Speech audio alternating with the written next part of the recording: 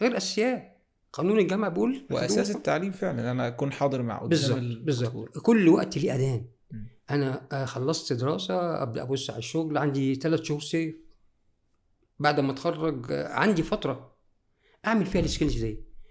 وطبعا ما يمنعش في فتره الدراسه يكون فيها لازم سكيلز لازم.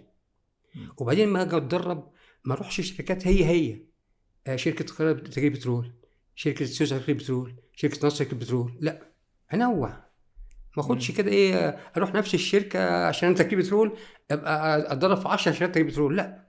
انا عندي لو راح شركه حديد صلب، لو راح شركه اسمنت، يستفيد لو راح شركه طوب، لو راح سوبر ماركت، افيد من ان هو يعمل الحاجات دي. لازم ينوع تدريبه بحيث ان هو النهارده هندسه يخش في الاتش ار، يخش في الحاجات الهيومن معاه.